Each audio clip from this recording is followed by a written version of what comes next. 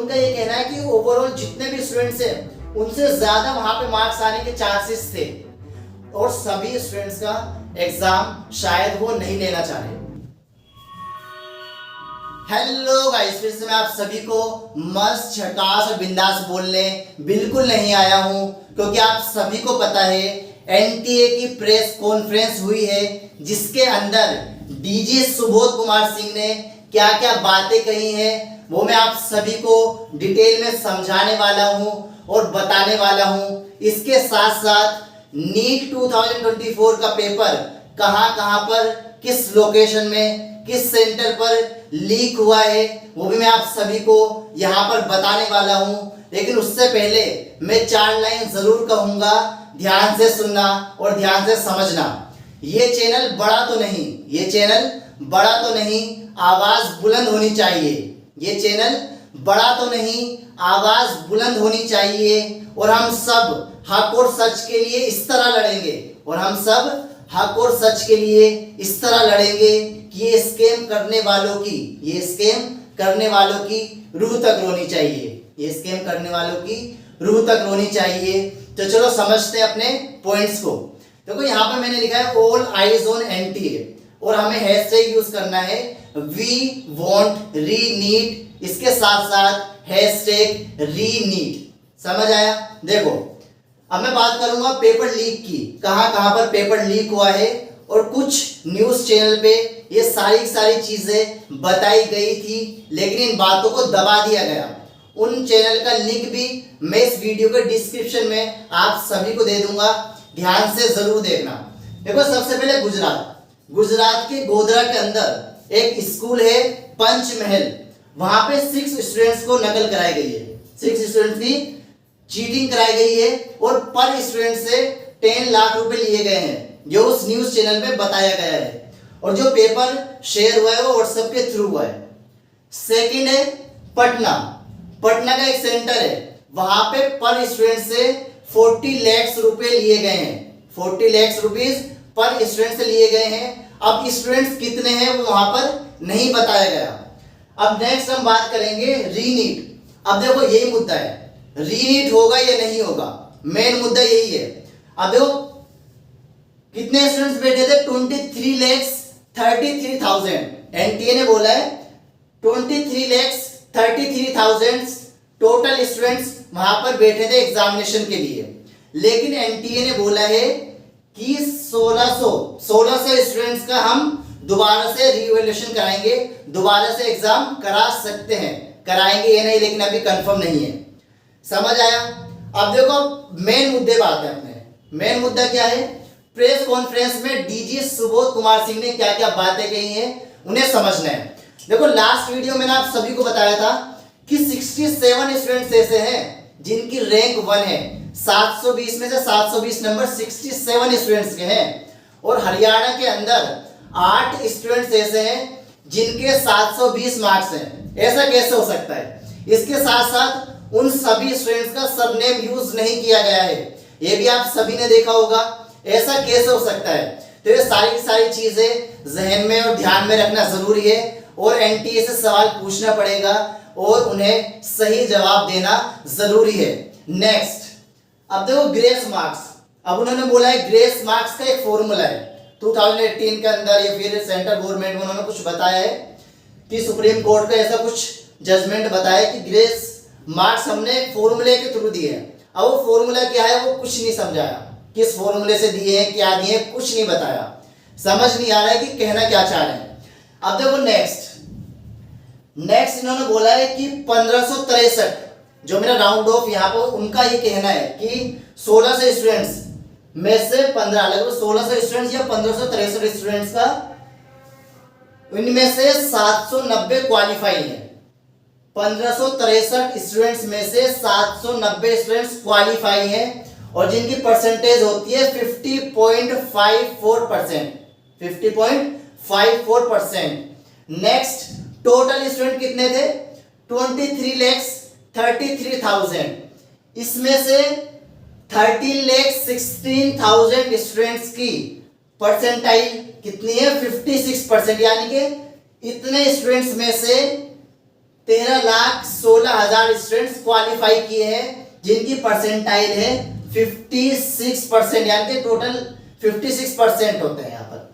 अब देखो डीजी सुबोध कुमार सिंह ने कहा है कि बिफोर कंपेंसेशन और आफ्टर कंपेंसेशन जो ये स्टूडेंट्स है 23 लाख स्टूडेंट्स हैं, कंपेंसेशन से पहले, ग्रेस मार्क्स देने से पहले और ग्रेस मार्क्स देने के बाद इतने स्टूडेंट्स ऐसे हैं जिनके 163 मार्क्स से ग्रेस मार्क्स देंगे तो कितने हुए 192, 164 और 192। उनका कहना यह है कि कुछ इतना ज्यादा फर्क नहीं पड़ रहा है, यानी कि मार्क्स में और रैंक में इतना ज्यादा डिफरेंस नहीं आ रहा है ग्रेस मार्क्स देने के बाद भी। अब और इंटरेस्टिंग बात है, सुनो। देखो उन्होंने क्या कहा है, 23 लाख स्टूडेंट्स के एवरेज मार्क्स कितने हैं 217। 23 लाख स्टूडेंट्स के एवरेज मार्क्स कितने हैं 217।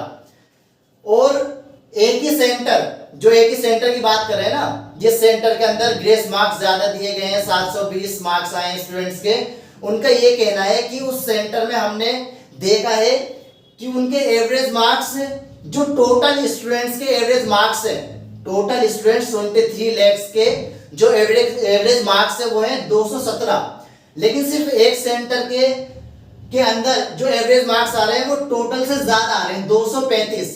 तो इनका ये कहना है कि 235 यानी कि उन स्टूडेंट्स के मार्क्स ज्यादा आ सकते थे, लैक ऑफ टाइम की वजह से उनके मार्क्स उतने ज्यादा नहीं आ पाए, तो इसलिए हमने उन्हें ग्रेस मार्क्स दिए हैं। समझ आ रही है चीजें? तो ये कहना चाह रहे हैं, मतलब कुल मिलाकर झोल है, कुछ समझ नहीं आ रहा। उनका ये कहना है कि 16,000 यानी कि 1600 स्टूडेंट्स का हम दोबारा से रिवैल्यूएशन कराएंगे, यानी कि दोबारा से एग्जाम करा सकते हैं अगर हुआ तो। उनका ये कहना है कि जो बाकी स्टूडेंट्स हैं 1600 के अलावा जो बाकी स्टूडेंट्स हैं, आउट ऑफ 23 lakhs 33,000 में से सिर्फ 1600 स्टूडेंट्स के दोबारा रिवैल्यूएशन और दोबारा हम एग्जाम करा सकते हैं। कराएंगे या नहीं ये अभी नहीं पता।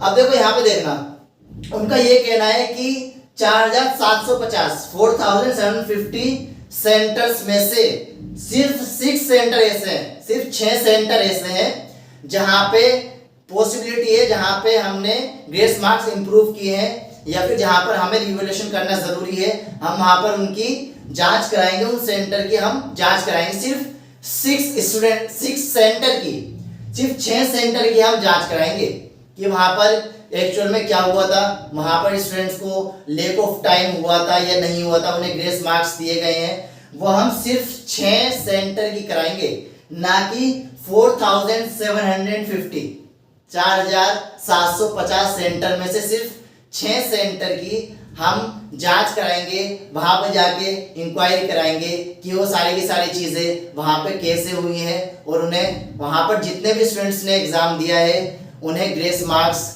इंप्रूव किए गए, ग्रेस मार्क्स दिए गए हैं। और बाकी स्टूडेंट्स का क्या होगा, ये तो फेयर नहीं है। जो बाकी स्टूडेंट्स है एक्चुअल में होना ये चाहिए, जितने भी स्टूडेंट्स हैं 23 lakhs 33,000 उन सभी का दोबारा से एग्जाम होना चाहिए। इसलिए हम डिमांड कर रहे हैं री एग्जाम की, वी वांट री नीट, इसलिए हम डिमांड कर रहे हैं क्योंकि इनका ये कहना है कि सिर्फ 1600 स्टूडेंट्स का हम दोबारा से एग्जाम कराएंगे, लेकिन ये फेयर नहीं होगा। समझ आ रहे हैं? ये सारी की सारी चीजें सोचना जरूरी है कि ऐसा क्यों हो रहा है, और अभी एक्चुअल में जो आंसर होना चाहिए वो नहीं मिला है। ये एक्चुअल में बहुत ज्यादा गलत बात है और ये बिल्कुल भी कंसीडर नहीं किया जाएगा, और ये नीट स्टूडेंट्स के लिए इनजस्टिस है।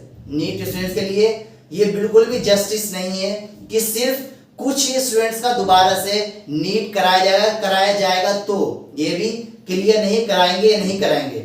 लेकिन जो अदर स्टूडेंट्स हैं उनका क्या, उन्हें ग्रेस मार्क्स मिले नहीं मिले या किस तरह मिले, क्योंकि रैंक का काफी ज्यादा डिफरेंस आ रहा है। आप सभी देखोगे ना, लास्ट ईयर से 2023 और 2024 के अंदर रैंक का काफी ज्यादा डिफरेंस आ रहा है।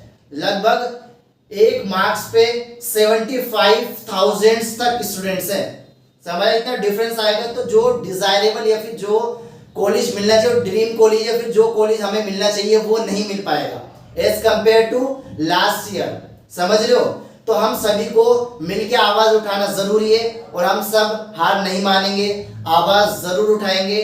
इन सभी बातों को ध्यान में रखना, इन सभी बातों को ध्यान में रखना और दोबारा से चीजों को जरूर समझना कि डीजी सुबोध कुमार सिंह ने ये सारी जो बातें कही है कि इतने स्टूडेंट्स 1563 में से 790 क्वालिफाई हुए हैं जिनका परसेंटाइल 50.54% है। इसके साथ साथ 23,33,000 स्टूडेंट्स में से 13,16,000 स्टूडेंट्स ऐसे हैं जिनके परसेंटाइल 56% है। उनका ये कहना है कि ग्रेस मार्क्स यानी कि इवोल्यूशन से पहले और इवोल्यूशन के बाद जो मार्क्स यानी कि ग्रेस मार्क्स देने से पहले उसके बाद ओवरऑल इतना ज्यादा डिफरेंस नहीं आ रहा है, ओवरऑल इतना ज्यादा डिफरेंस नहीं आ रहा है। इसके साथ साथ इन्होंने कहा है कि 23 लाख स्टूडेंट्स के एवरेज मार्क्स कितने 217, लेकिन एक सेंटर जहां की बात की जा रही है कि जहां पे स्टूडेंट्स के ज्यादा मार्क्स आए 720 रैंक वन, तो उनका ये कहना है कि उस सेंटर के अंदर जो एवरेज मार्क्स हैं वो 235 है, ओवरऑल 217, यहाँ पे 235। तो उनका ये कहना है कि ओवरऑल जितने भी स्टूडेंट्स हैं उनसे ज्यादा वहां पे मार्क्स आने के चांसेस थे, क्योंकि एवरेज मार्क्स वहां पे इतने आए तो उससे ज्यादा चांसेस थे। तो इसलिए हमने उन्हें क्या किया, ग्रेस मार्क्स देने स्टार्ट किए, ग्रेस मार्क्स दे दिए, ले जाओ भाई ग्रेस मार्क्स ले जाओ। और सिर्फ 6 स्टूडेंट्स का हम दोबारा से रिवॉल्यूशन कराएंगे और सभी स्टूडेंट्स का एग्जाम शायद वो नहीं लेना चाह रहे। सिर्फ कुछ सेंटर पे जो मैंने बताया कि 6 सेंटर, सिर्फ 6 सेंटर ऐसे हैं जहां पे वो चाहते हैं कि हम दोबारा से इनका एग्जाम करा सकते हैं, वो भी कराएंगे या नहीं ये भी अभी श्योरिटी नहीं है। उन्होंने बात की है कि एक मीटिंग हम कर रहे हैं, मीटिंग कर रहे हैं, एक कमेटी बन रही है, मीटिंग कर रहे हैं, एक कमेटी बन रही है, कमेटी के बाद हम डिस्कस करेंगे कि ये सारी की सारी चीजें हम किस तरह से आगे प्रोसीड करेंगे। समझ आए? और भी देखो काफी सारे कोचिंग सेंटर्स ऐसे हैं जो इसके फेवर में आए हैं कि जस्टिस मिलना चाहिए। जितने भी नीट के स्टूडेंट्स हैं, नीट एस्पिरेंट्स हैं जिन्होंने एक्चुअल में मेहनत की है, उन सभी को जस्टिस मिलना चाहिए। और हम भी यहाँ पर साथ में खड़े हैं और काफी और भी आप सभी को पता इंस्टीट्यूशन है जो सामने खड़े हैं। ये व्यूज बढ़ाने का पॉइंट नहीं है, यहाँ पे व्यूज बढ़ाने का टारगेट नहीं है, यहाँ पे टारगेट है जस्टिस का, कि हम हक के लिए और सच के लिए आवाज उठाएं। हम सभी को हक के लिए आवाज उठानी पड़ेगी। काफी सारे चैनल्स हैं जो बिल्कुल सामने आ गए। इसके अलावा